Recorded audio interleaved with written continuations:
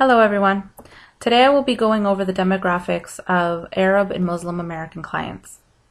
In the decade following 9/11, and stimulated by the attacks, U.S. involvement in wars in Iraq and Afghanistan, growing fears of terrorism, and long-standing prejudices against Arab and Muslim Americans quickly escalated into significant rates of racial hatred and hate crimes. The Arab American Anti-Discrimination Committee, for example, reported 700 violent acts against Arab Americans during the 2 months following 9/11. According to Bani and Hassan, 53% of the Arab Muslims they sampled reported incidents of discrimination, 47% having been the object of racism, and 46% having been called racist names. Such experiences weigh heavy on the psyche of Arab Muslim Americans and represent real threats to mental health and well-being. These events represent the latest in a long history of evolving dynamics and changing identities within the Arab Muslim communities in the United States. The first wave of Arab immigrants arrived between 1890 and 1920, and they were primarily Christian. They came from the area that is now Syria and Lebanon, primarily for economic reasons, and assimilated easily into the American culture. According to Abu Dhabi, the second wave had very different characteristics. They were dominated by Palestinians, Egyptians, Syrians, and Iraqis, arrived with an Arab identity that was absent in the first wave of immigrants. With this crystallization of an Arab identity came also the practice of traditions and customs that affected either a hyphenated identity as Arab American or sometimes alienation from the majority of society. By the 1970s, the trend of easy assimilation began to change into a cultural separateness built on political ideology, centered on the Arab-Israeli conflict, and based on rejecting Western norms and customs. A final peak of immigration occurred after 1967, war between Israel and the Arab world, and diminished dramatically after September 11. The last group to arrive in any significant numbers were Iraqi, escaping from the Iraq-Iran war, and then a decade later from the first Gulf War.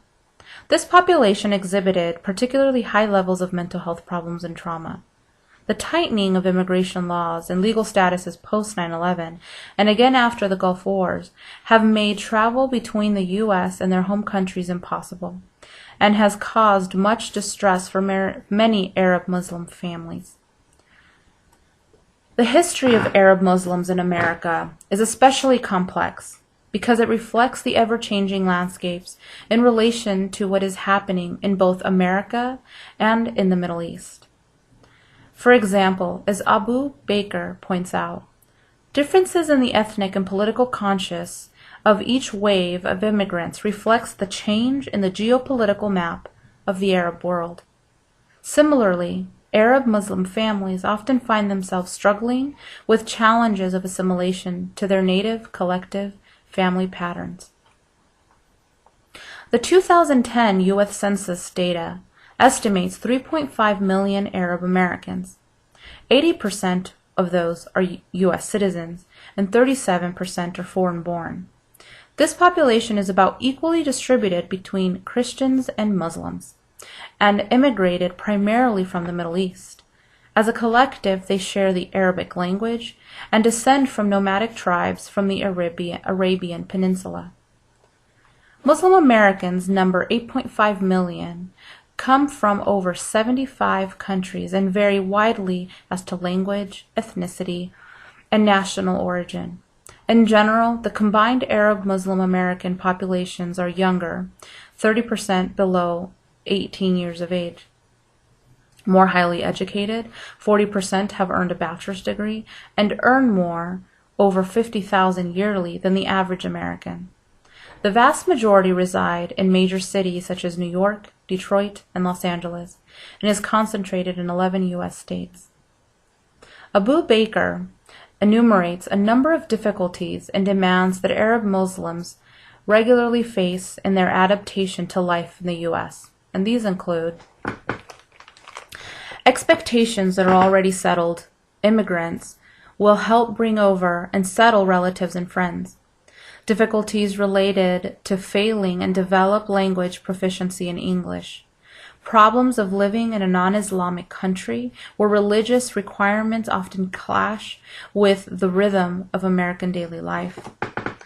Work difficulties where individuals cannot find jobs in their profession, a resulting lessening of social status, and difficulties relating to having to work in family businesses. Differences in social interaction patterns between the collective and interdependent nature of Arab societies and families, and the more individualistic values and interactive styles of mainstream America.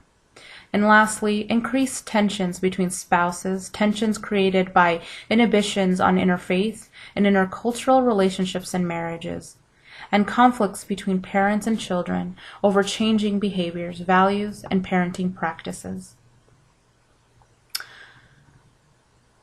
Family and cultural values. As stated earlier, Arab Americans identify and practice in about equal numbers as Muslims and Christians. Abu Dabi offers the following overview of Islam.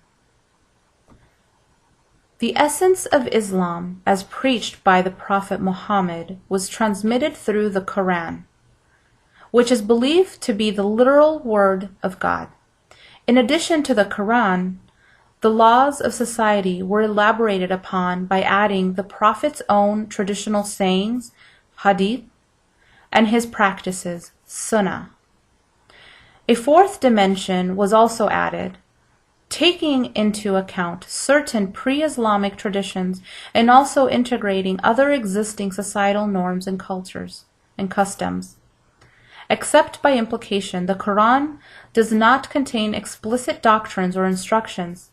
Basically, it provides guidance. The Hadith and the Sunnah, however, contain some specific commands on issues such as marriage and the division of property. They also address daily habits as to how the believer should worship God and how all people should treat each other. There are 5 basic tenets called the pillars of Islam that define religious belief. Shahada, oral testimony that there is no God but Allah and Muhammad is his prophet. That is the first. The second pillar of Islam is a salah, ritual prayer performed 5 times a day. The third pillar of Islam is a diyam, fasting during the holy month of Ramadan. The fourth pillar of Islam, zakah, the giving of alms to the poor. And the fifth pillar of Islam, Hajj, a pilgrimage to Mecca once in a lifetime. An additional prescription, jihad, also exists. Although it has been often translated as making war against the infidel, it is more broadly understood as the universal precept to be strong in one's efforts, intellectual, physical, spiritual, for the good of all. One author adds the following distinction between religion and politics. Antagonism and hostility to the West is divorced from any true Islamic fundamental belief. On the contrary, Islam is very clear about the need to accept and respect other monotheistic religions, such as Christianity and Judaism. There are many verses in the Quran and in the Hadith that preach the advantages of diversity and the value of tolerance between nations. Extreme fundamentalists, Muslim groups, employ different interpretations of Islam, other than the Quran or the Sunnah, to inflame antagonism against the West, an antagonism which had its roots in Western imperialism and unconditional support of the Israeli occupation rather than religious difference. Although it is estimated that there are about 14 million Arab Christians worldwide, they represent half of the Arab population within the U.S. The original split of Christianity into Eastern and Western branches occurred in the 5th century over the basic theological question of whether Christ was spirit and body or of a single nature, which is referred to as a monophysite. Middle Eastern Christians, including Arabs belonging to the monophysite tradition, which in turn broke into various Eastern Orthodox ethnic sects, most Christian Arabs merged into the American church system, at first especially Roman Catholic and Greek and Russian Eastern Orthodox, but today very few ethnic Eastern parishes still exist. Politically and culturally, Arab Christians identify very strongly with their Muslim brothers and sisters. They have also been in the forefront of Arab Muslim politics. They were leaders in the early Arab nationalist movement, actively opposed the negative and stereotyping of Arabs in the United States and the West, and have provided some of its prominent spokespeople such as Edward Said and Hanan Ashrawi. The Arab family has been described as patriarchal and authoritarian, hierarchical and extended. Although families have more recently tended, especially in the West, towards the establishment of individual households, allegiance to kin still remains strong. Men and women and children are each given duties to perform in relation to each other and specific instructions on how to carry out these responsibilities. Men and women are expected to follow these specific codes of family and honor, maintain the family, and rear the children. Communication within the family tends to be vertical rather than horizontal, top-down.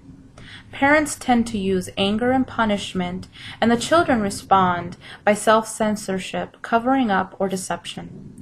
Child-rearing techniques range from mild rebukes to threats, balanced by unconditional love and appreciation.